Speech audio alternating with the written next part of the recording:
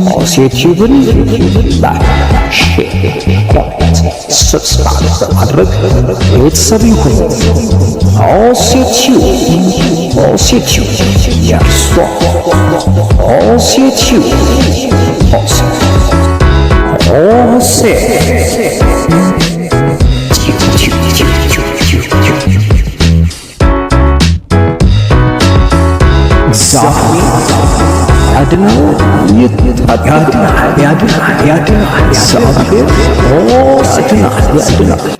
ምን እየሳልክ ምን እየተሳልክ ማንን ስለ አንተ ስለ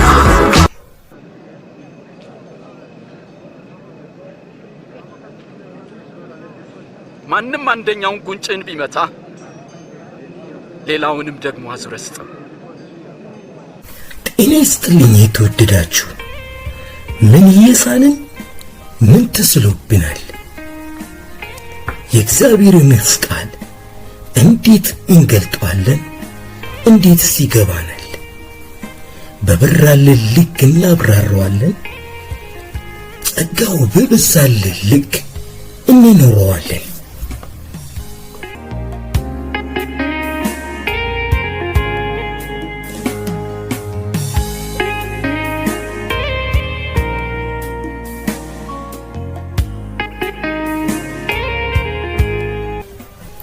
አንደኛውን ጉንጭን ሲመታ ሌላኛውን አቀብለው የሚለውን ርዕሰ ጉዳይ ይዘን መቅረባችን እሙን ነው።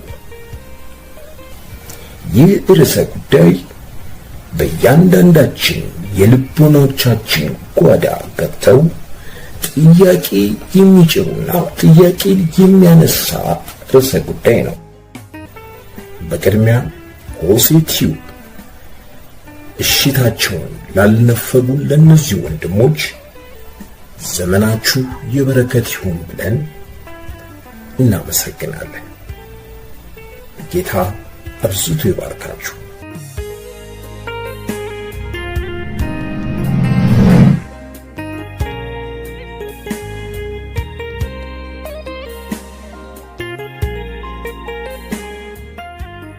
In your life, because Jesus Christ. Dude, shut up, man. I'm on the phone, dude. I don't want to hear this. For real. It's okay. For real, man. What the heck is wrong with you, dude? It's okay. It's I'm okay. sorry. This person, man, I'm going to Make sure God is in your life, Savior of everybody.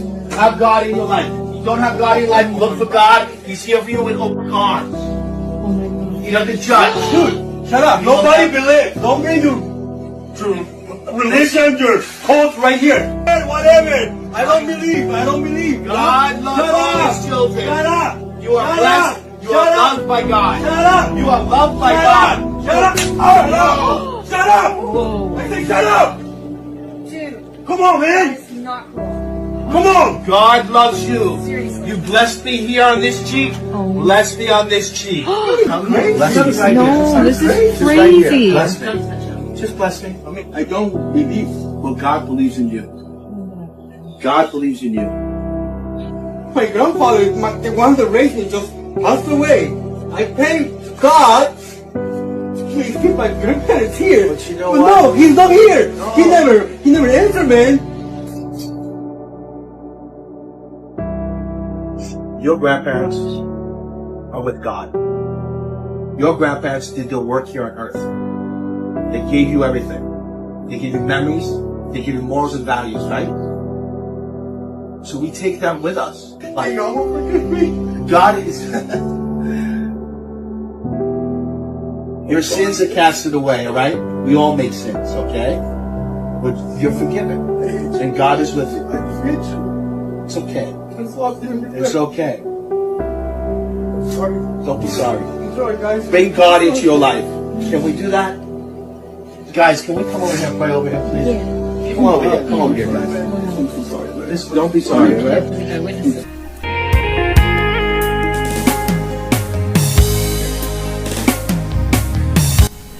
የዛሬ ቆይታችን ከወንድም እስራኤል ጋር ይሆናል። መልካም ቆይታ።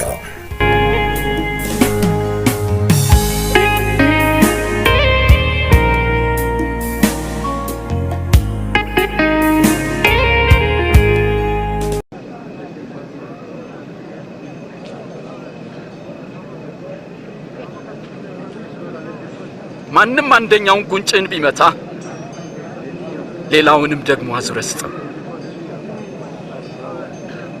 ይህንን የመጽሐፍ ቅዱስ ጥናት የምትከታተሉ ወገኖች ሁሉ ጌታ በነገር ሁሉ ይባርካችሁ እያልኩኝ ከመጽሐፍ ቅዱስ ጥናት አስተባባሪያችን የተሰጠን ክፍሉ ማቴዎስ 5 ከ38 እስከ 39 ያለው ይሆናል። እነዚህ ይላል። በጌታ በኢየሱስ ስም አነባዋለሁ። ዓይን ስለ ዓይን ጥርስ ስለ ጥርስ እንደተባለ ሰምታችኋል። እኔ ግን እላችኋለሁ ክፉውን አትቃወሙ፣ ዳሩ ግን ቀኝ ጉንጭህን በጥፊ ለሚመታ ሁሉ ሁለተኛውን ደግሞ አዙርለት የሚል ሐሳብ ነው ተመርጦ ለአሁን ጥናት እንግዲህ የቀረበልን። በዚህ ሐሳብ አማካኝነት የእግዚአብሔር ቃል እንነጋገራለን። መንፈስ ቅዱስ የሚያስተምረንን ከዚህ ሐሳብ አንፃር እንግዲህ እንማራለን ማለት ነው። ይሄ የተነበበው የመጽሐፍ ቅዱስ ክፍል እንግዲህ በተለምዶ ሲባል እንደምናውቀው በተራራው ወይም የተራራው ስብከት በመባል በሚታወቀው የመጽሐፍ ቅዱሳችን ክፍል ውስጥ የሚገኝ ነው።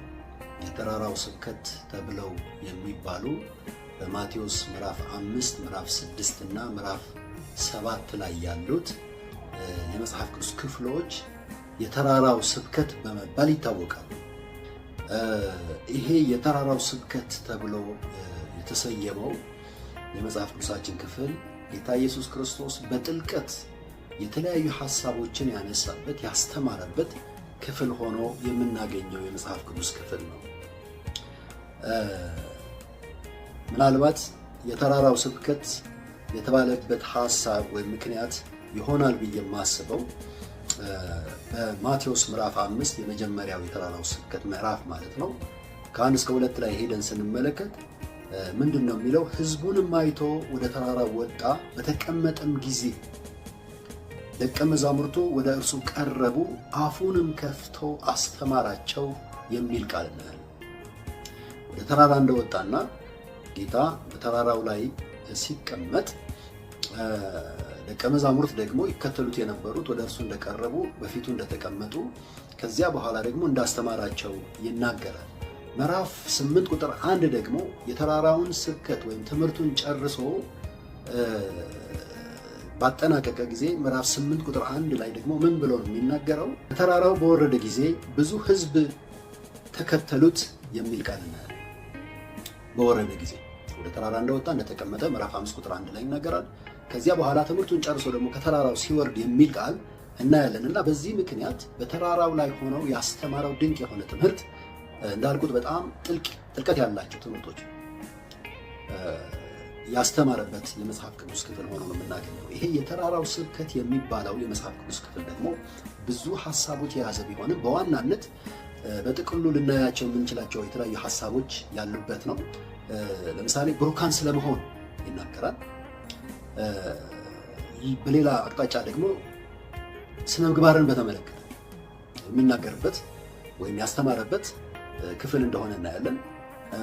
በሌላው አቅጣጫ ደግሞ በሌላው ሐሳብ ደግሞ ስናይ የጌታ ኢየሱስ ክርስቶስ ትምህርትና የአይሁድን ወግ መካከል ያለውን ንጽጽር የሚገልጽ ትምህርት ሆኖ ነው የምናገኘው። በእነዚህ 3 ምዕራፎች ላይ የምናያቸው ነገሮች ስለ ብጽና ይናገራል።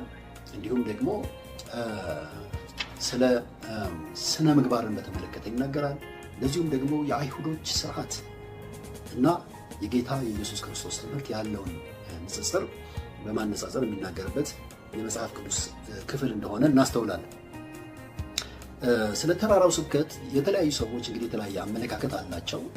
አንዳንዶች ይሄ የተራራው ስብከት ሰው ሊተገብረው የሚችል አይደለም ብለው የዘጉ ሰዎች እንዳሉ እንግዲህ በጥናት የሚታወቅ ነው ማለት ነው። ይሄ ትምህርት በዚህ ምድር ሳለን የምንፈጽመው አይደለም። ይሄ በመጪው መንግስት ጌታ ኢየሱስ ክርስቶስ ሲመጣ የዚህ ዓለም ነገር ሲጠቀለል በመጪው የምንኖርበት የእግዚአብሔር መንግስት ላይ በዚያ ላይ የሚፈጸም እንጂ አሁን ሊፈጸም የሚችል አይደለም ብለው የተዉት ሰዎች እንዳሉ፣ እንዲህ አይነት አስተምሮ ያላቸው፣ እንዲህ አይነት አመለካከት ያላቸው አማኞች እንዳሉ በታሪክ እንግዲህ በጥናት ይታወቃል። አንዳንዶች ደግሞ ጌታ ኢየሱስ ክርስቶስ እንደማንፈጽመው ያውቃል። ግን የክርስቲያኖች የህይወት አኗኗር መለኪያ ወይም ሚዛን እንዲሆን ብሎ እንጂ ልንፈጽመው እንደምንችል አውቀው የተናገረው አይደለም የሚሉ ሰዎችም እንዳሉ ይታወቃል። በእኔ አመለካከት ግን፣ በእኔ መረዳት ግን ይሄ ትምህርት እግዚአብሔር የገለጸውን በአዲስ ኪዳን የገለጸውን የጸጋውን ትልቅነት የሚያሳይ በክርስቶስ ኢየሱስ በማመን የሚገኘውን የጸጋውን ትልቅነት ለማሳየት የተሰጠ ትምህርት እንደሆነ ነው የምወስደው። ሊፈጸም የማይችል በመጪው ዘመን የሚፈጸም ዝም ብለን አይኑን የምናየው ዝም ብለን አንብበነው የምናልፈው አይነት ሳይሆን በብሉይ ኪዳን የነበሩ እስራኤሎች ሕግ ተሰጣቸው። ይሄ አሁን በንጽጽር የተነገረ ቃል ነው። ጌታ ኢየሱስ ክርስቶስ ለቀደሙት እንዲህ እንደተባለ ሰምታችኋል ብሎ የሚናገር ማለት ምን ማለት ነው? ለብሉይ ኪዳን ዘመን ሰዎች አይን ስለ አይን ተባሉ፣ ጥርስ ስለ ጥርስ ደግሞ ተባሉ ማለት ያ ለብሉይ ኪዳን ዘመን ሰዎች እንዲህ ተባለ። እኔ ግን እላችኋለሁ እናንተ በእኔ የምታምኑ በብሉይ ኪዳን ዘመን የነበሩ ሰዎች ሕግ ተሰጣቸው። እግዚአብሔር ሕግን ሲሰጣቸው ለብሉይ ኪዳን ዘመን ሰዎች ሕግን ጠብቀው ፈጽመው ይጨርሳል ብሏል። ሕግን የሰው ልጅ ጠብቆ ሊፈጽመው እንደማይችል እግዚአብሔር ያውቅ ነበር። ሕግን ከሰጣቸው በኋላ ሕግን ባልጠበቁበት ሁኔታ ውስጥ ሁሉ ግን የእንስሶችን ደም መስዋዕት የመንጻትን ስርዓት አብሮ ነው የሰጣቸው። ስለዚህ እስራኤሎች በየዓመቱ የመንጻትን ስርዓት ያደርጉ ነበር። ሕግን ሊጠብቁ ባልቻሉበት ነገር ሕግን ጠብቀው እንደማይችሉ ስለሚያውቁ፣ ፍጹማን እንደማይሆኑ ስለሚያውቁ የእንስሶችን መስዋዕት እያቀረቡ ከእግዚአብሔር ጋር ያላቸውን ኅብረት በየዓመቱ ያድሱ ነበር። በአዲስ ኪዳናችን ግን ኢየሱስ ክርስቶስ ለአንዴና ለመጨረሻ ጊዜ ደሙን አፍስሶ የእግዚአብሔር የልጅነት ስልጣን ለማግኘት እንድንችል በከፈለው መስዋዕትነት አማካኝነት ፍጹም የሆነ መንጻትን አግኝተን ፍጹም የሆነ ደግሞ የእግዚአብሔርን የልጅነትን ስልጣን የምናገኝበትን እድል ላገኘን ለኛ ለእግዚአብሔር ልጆች በብሉይ ኪዳን ዘመን ከነበሩት ሕዝቦች በተሻለ በበለጠ ልንኖር የምንችልበት ጸጋ ከእግዚአብሔር ዘንድ የተሰጠን እንደሆንን ለማሳየት የተናገረው ቃል ሊፈጸም የማይችል ሳይሆን ነገር ግን ከጸጋው ትልቅነት የተነሳ ከጸጋው ኃይል የተነሳ በሕይወታችን ተግባራዊ ልናደርገው የምንችለው መሆኑን ለማሳየት የተናገረው ነው ማለት ነው። ለዚህ ማረጋገጫ የሚሆኑ የእግዚአብሔር ቃሎች አንዳንድ ሐሳቦችን ላንብብ። ለምሳሌ ቲቶ ምዕራፍ 2 ከ11 እስከ 13 ላይ ሰዎችን ሁሉ የሚያድን የእግዚአብሔር ጸጋ ተገልጿል።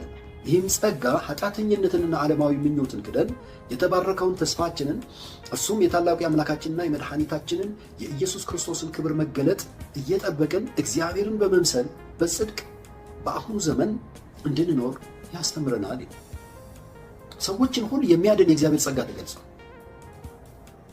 ሰዎች በአዲስ ኪዳን ክርስቶስ በሰራው የማዳን ሥራ ምክንያት በጸጋው ይድናሉ። ጸጋው በክርስቶስ የማዳን ሥራ ላይ ተንተርሰው ሰዎችን በእምነት ያጸድቃል፣ የእግዚአብሔር ልጆች ያደርጋል። ጸጋውን ማዳን ብቻ አይደለም፣ ካጸደቀን በኋላ ካዳነን በኋላ ከዘላለም ፍርድ እንድንድን ካደረገን በኋላ ከዚህ በኋላ ያለው ቀሪ የሕይወት መንገድ ደግሞ እንደምንም ብለህ ተፍጨርጭረህ የእግዚአብሔርን ፈቃድና ሐሳብ ፈጽመህ ኑር ብሎ የሚተወን አይደለም። ጸጋው የክርስቶስ ኢየሱስ ዳግም ምጽአት እስኪሆን ድረስ እግዚአብሔርን በመምሰል በጽድቅ ራሳችንን በመግዛት የእግዚአብሔርን ሐሳብ በማድረግ እንደ እግዚአብሔር ልጆች በመኖር እንድንኖር የሚያስተምር እንደሆነ ይናገራል።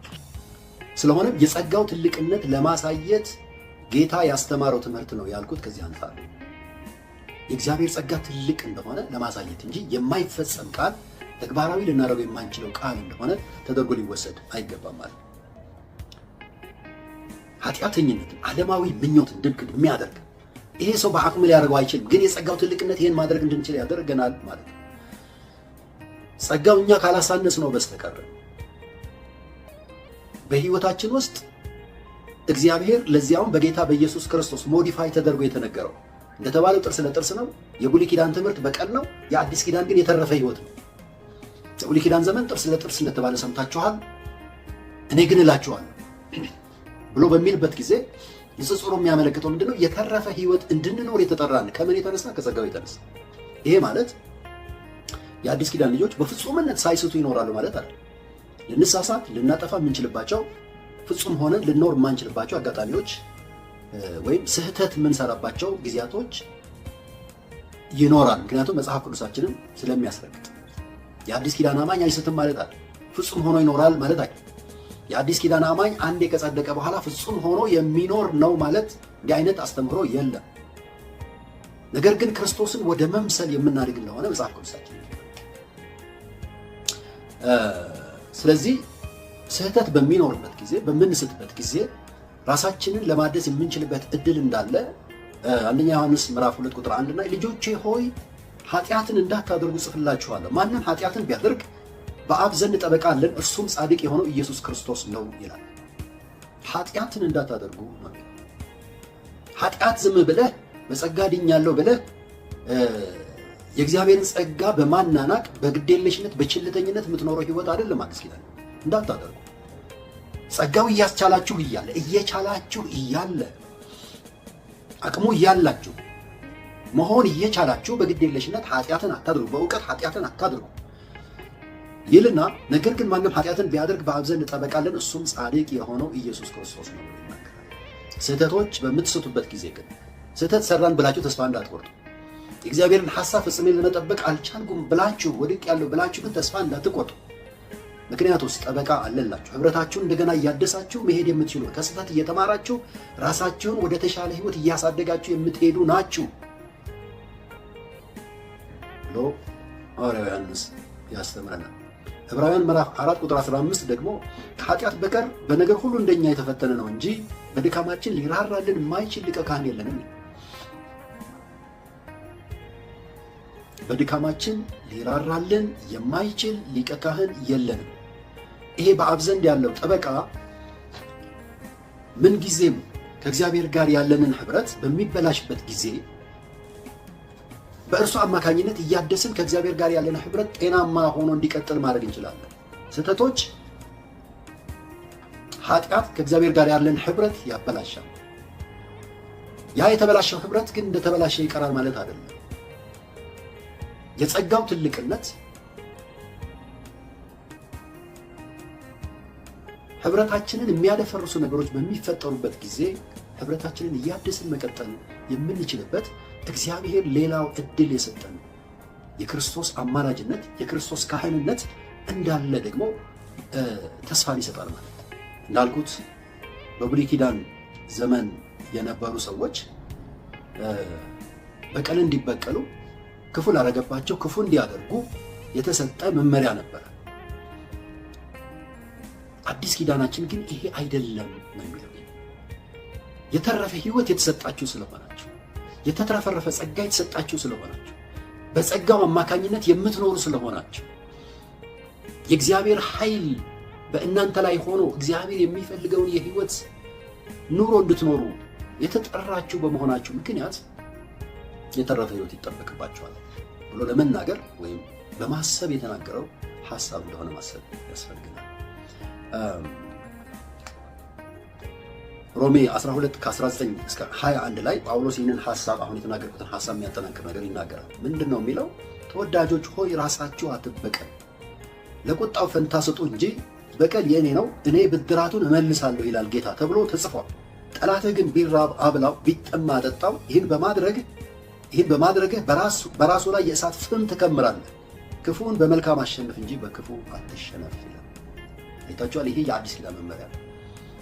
በጸጋ ስር ያለን ሰዎች፣ በጸጋ የዳንን ሰዎች፣ በጸጋ የምንኖር ሰዎች፣ የተረፈ ህይወት የሚጠበቅብን ሰዎች በቀል እንድንበቀል የተጠራነው።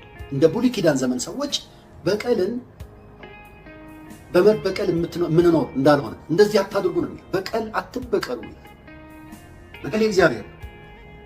ነገር ግን ጠላት የሆነውን ሲቸገር ስታየው መልካም አድርግለት፣ ሲራብ አብላው፣ ሲጠማ ደግሞ አጠጣው።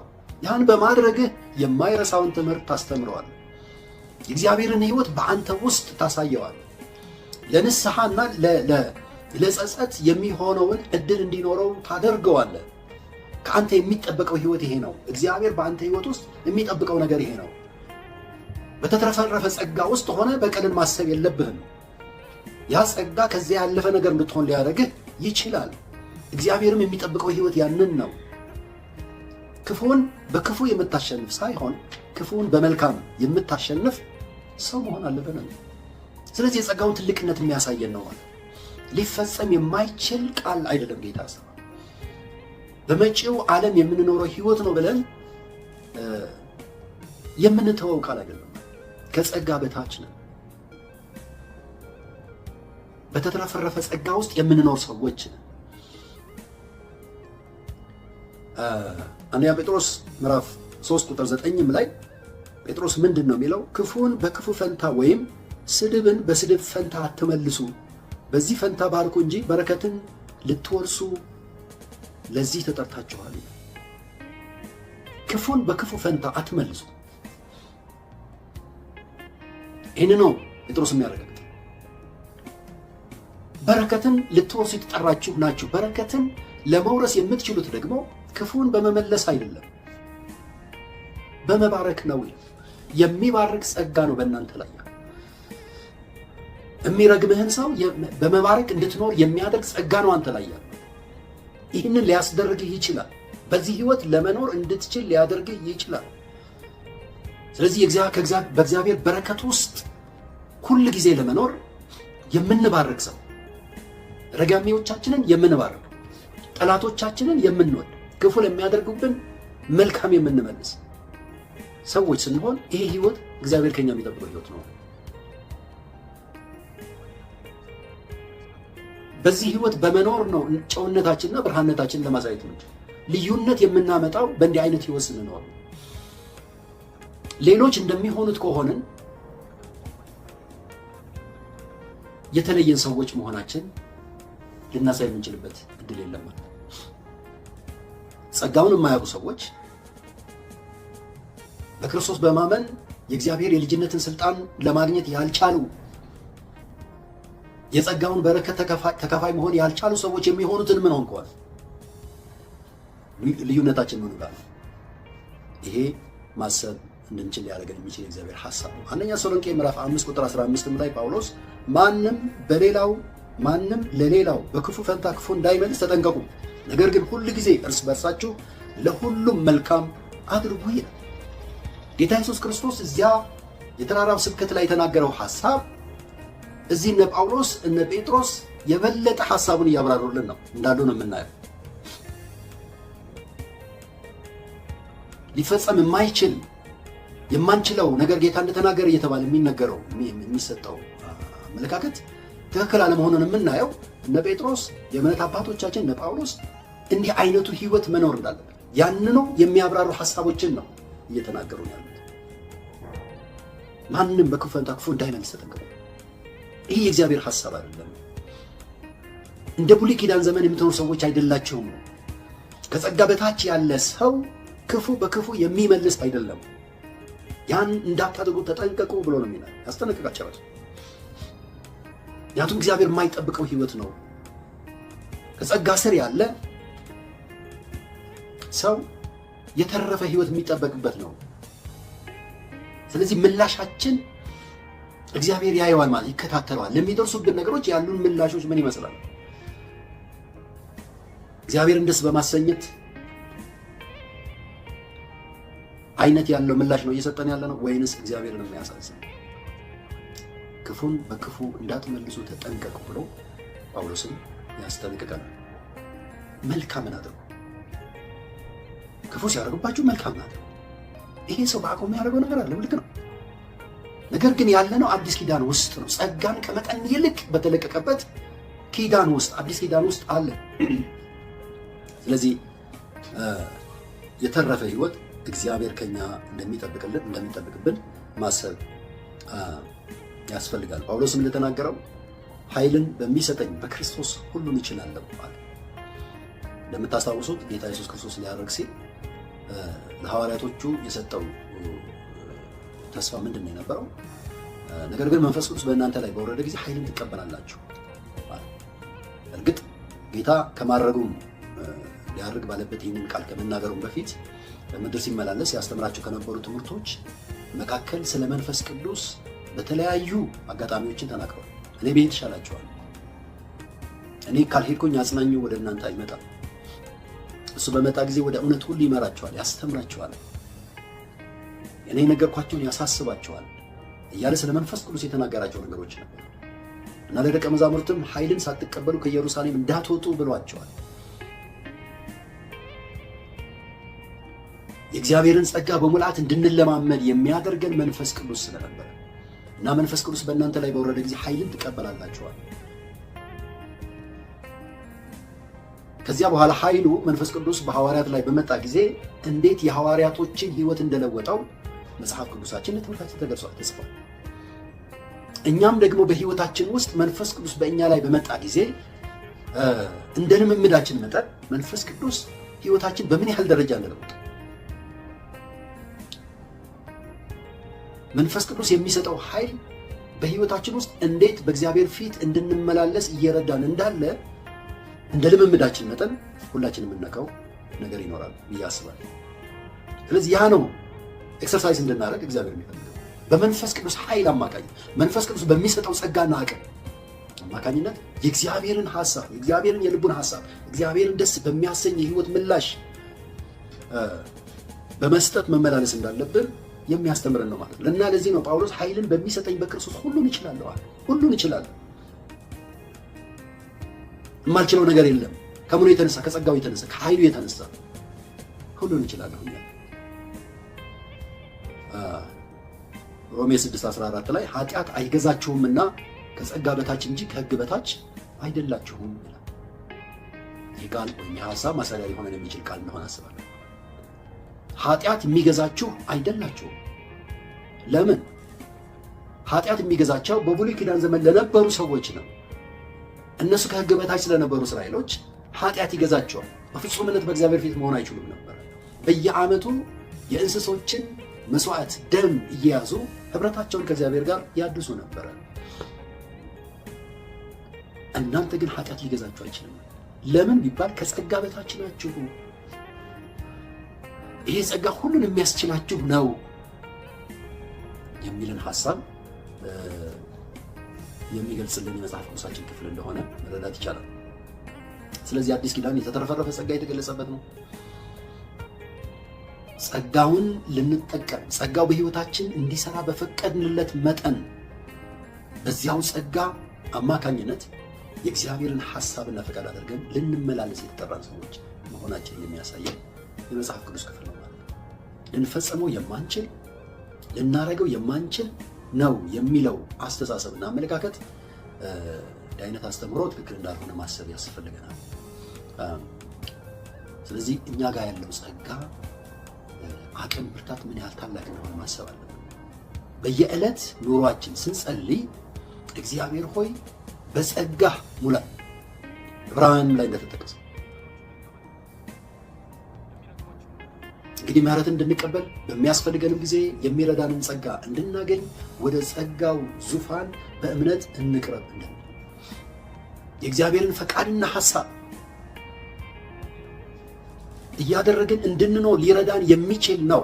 ያንን ለማግኘት እንድንችል ወደ ጸጋው ዙፋን ሁሉ ጊዜ እንቅረብ። መቅረብ ስንጸልይ ጸጋህን ስንለው ጸጋውን አትረፍርፎ ይሰጣል። በጸጋው አማካኝነት ደግሞ እግዚአብሔር የሚፈልገውን ሕይወት ከኛ የሚጠበቀው በየዕለት እግዚአብሔር እንድንኖረው የፈቀደውን ሕይወት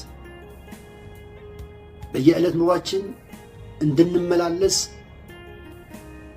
በሚገባን የሕይወት ምልልስ ውስጥ በጸጋው አማካኝነት የአሸናፊነት ኑሮ እንድንኖር የተጠራን ሰዎች ነን ማለት ነው። ጸጋው በሕይወታችን እንዲሰራ መፍቀድ አለ። በጸጋው የሚኖረውን ኑሮ መለማመድ አለብን የሚለውን ሐሳብ ማሰብ እንድንችል የሚያደርገን ነው። አጠቃላይ እኔ የተሰጠን የጥናት ክፍል የእግዚአብሔርን ጸጋ ትልቅነት በእኛ ተትረፍርፎ የተሰጠንን ጸጋ ገላጭ ነው ብዬ አስባለሁ። የብሉይ ኪዳን ዘመን ሰዎች እንዲህ ነበሩ፣ እናንተ ግን እንዲህ አይነት ህይወት ይጠበቅባችኋል።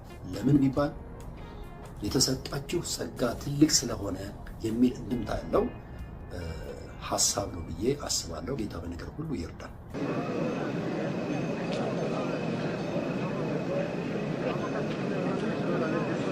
ማንም አንደኛውን ጉንጭን ቢመታ ሌላውንም ደግሞ አዙረህ ስጠው።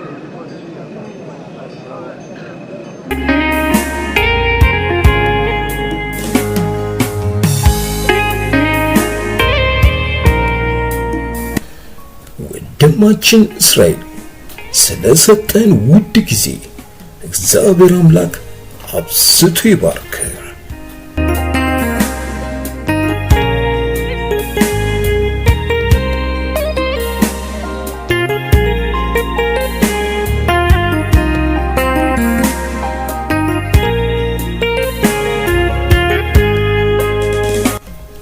ውድ ቤተሰቦች በአምስት ተከታታይ ጊዜ ስናቀርብ የነበረውን በዚህ ርዕሰ ጉዳይ ያተኮረውን የመጽሐፍ ቅዱስ ክፍል ማትረፊያ እንደሆናችሁ በማመን በቀጣይ በሌላ ርዕሰ ጉዳይ እንመለሳለን።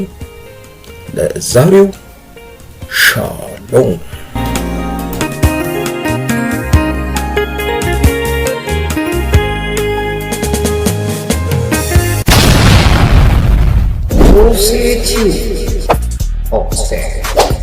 Like, share, subscribe.